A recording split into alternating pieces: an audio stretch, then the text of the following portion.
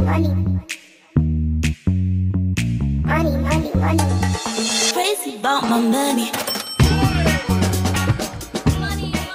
Et si tout ce que vous aviez appris à l'école sur l'argent était faux? Et si, au lieu de vous préparer à la réussite financière, le système éducatif vous formait à devenir un bon employé docile, prisonnier de dettes et de croyances erronées? Robert Kiyosaki, auteur de l'incontournable Père riche, Père pauvre, revient avec Faux, un manifeste radical contre les illusions financières modernes. Ce livre dense, percutant et sans compromis met en lumière 3 grands mensonges qui façonnent nos vies, nos carrières et notre rapport à l'argent. Ce résumé vous guide à travers ces idées fondamentales pour vous éveiller, vous équiper et vous libérer.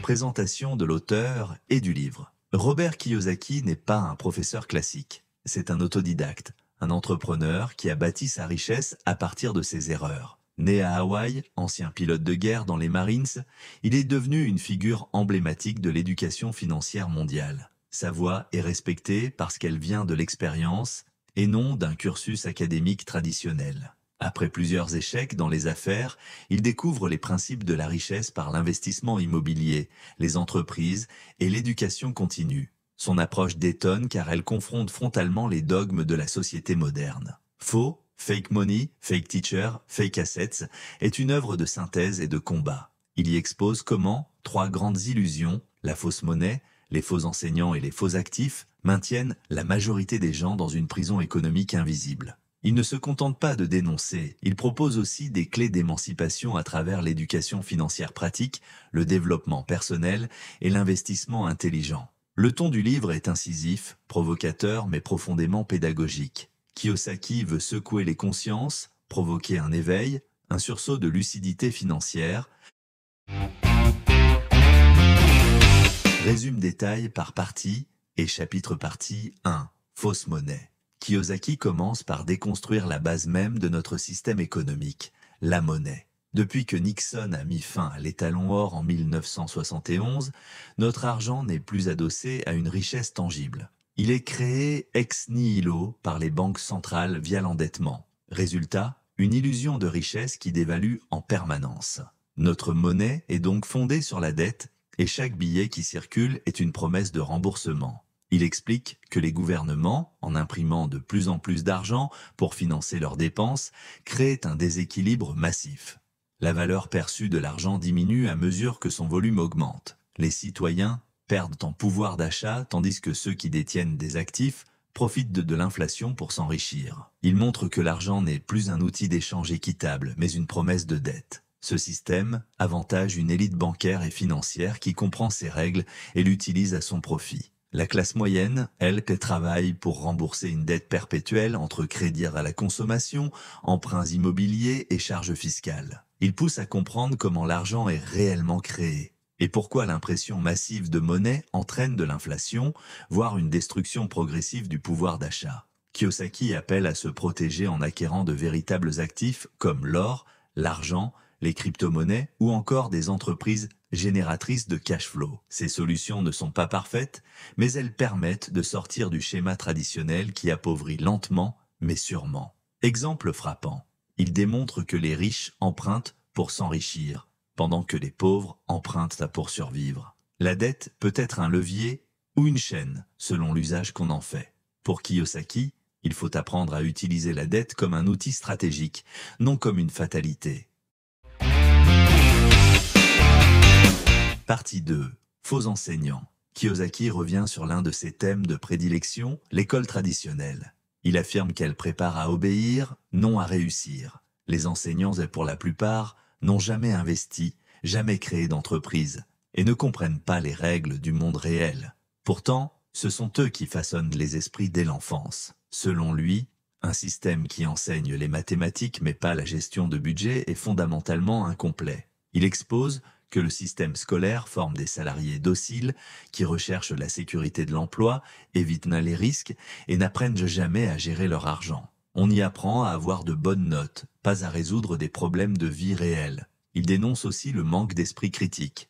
Les enfants apprennent ce qu'on leur dit d'apprendre, sans jamais être encouragés à remettre en question ou à tester dans la vraie vie. L'école favorise la conformité alors que la réussite demande créativité, initiative et résilience. Il explique aussi que l'erreur est punie à l'école alors qu'elle est fondamentale pour réussir dans la vie. L'échec y est stigmatisé alors qu'il est formateur. Les plus grands entrepreneurs, dit-il, ont tous échoué, appris, recommencé. L'échec est la plus grande source d'apprentissage et il faut l'intégrer comme une étape normale, presque nécessaire de la réussite. Il propose une alternative, des enseignants praticiens issus du monde réel qui enseignent via des projets, des jeux et l'expérience directe. Il évoque son jeu Cashflow, conçu pour apprendre la finance en jouant. Ce type d'outil engage le cerveau différemment et permet d'apprendre en expérimentant, en simulant, en coopérant. Et surtout, il insiste sur l'importance d'apprendre à connaître son identité, son but, ses talents, des choses absentes du système scolaire actuel. L'éducation devrait former des individus alignés avec leurs dons naturels, pas des copies conformes pour le marché du travail.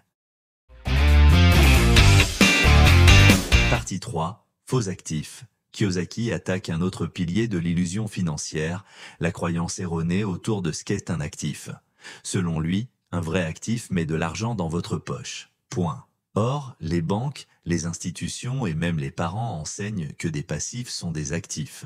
Il donne des exemples concrets. La résidence principale n'est pas un actif si elle vous coûte chaque mois sans rien vous rapporter. Un plan d'épargne classique avec des frais de gestion élevés est rarement rentable. Les produits vendus comme sécurisés sont souvent des cages dorées. L'assurance vie, les fonds de pension, les livrets réglementés, tout cela semble prudent, mais rapporte très peu, voire rien, une fois les frais déduits. Il insiste sur la notion de cash flow, la capacité d'un actif à générer des revenus réguliers, mois après mois. C'est cette régularité, pas la valeur théorique sur le papier, qui détermine la richesse réelle. L'objectif n'est pas de paraître riche, mais de créer une sécurité financière basée sur des flux concrets. Il invite chacun à devenir un investisseur conscient, à comprendre les mécanismes derrière chaque produit, à questionner les conseils financiers reçus et à se former en continu. Il prône l'investissement dans l'immobilier locatif, les business, les royalties, tout ce qui produit un flux. Il donne même des exemples de stratégies simples, comme acheter un bien immobilier avec un crédit locatif, créer un produit numérique ou investir dans une entreprise locale. Enfin, il martèle un message simple. Tant que vous échangez votre temps contre de l'argent, vous êtes limité. Le but est de créer des systèmes qui travaillent pour vous, même pendant votre sommeil. C'est ainsi qu'on sort de la course du rat. Ce qu'il faut retenir. La monnaie que nous utilisons est déconnectée de toute valeur réelle et se déprécie chaque jour. L'école traditionnelle forme à obéir, pas à réussir, ni à s'enrichir. De nombreux actifs supposés, maisons, plans épargne, sont en réalité des passifs qui appauvrissent. La clé de la liberté passe par l'intelligence financière, l'investissement conscient et la création de cash flow.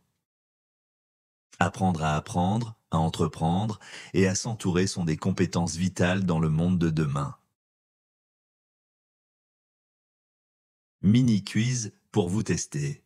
Pourquoi la monnaie moderne est-elle qualifiée de fausse ? En quoi le système éducatif traditionnel empêche-t-il la réussite financière ?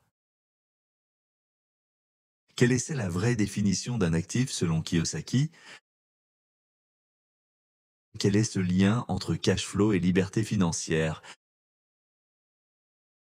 Pourquoi l'échec est-il un atout dans le monde réel ? Conclusion. Le livre faux n'est pas une critique gratuite.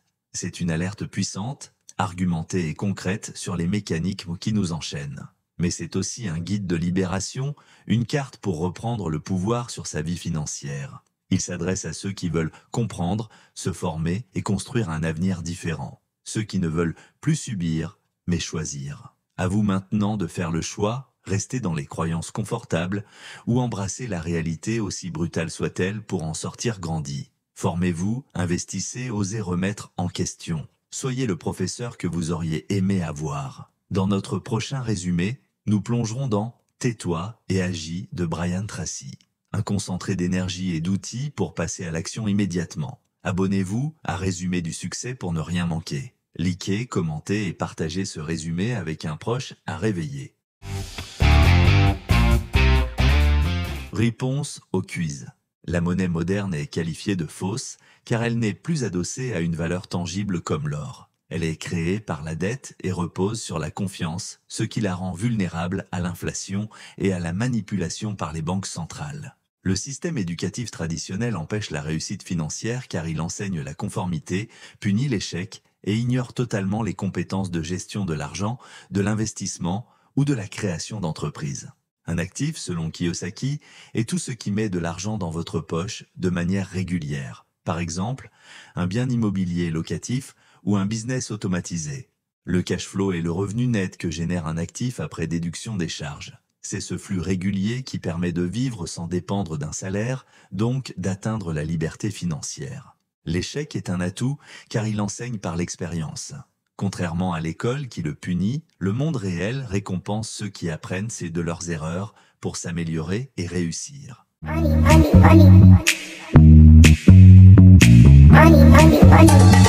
Crazy about my money.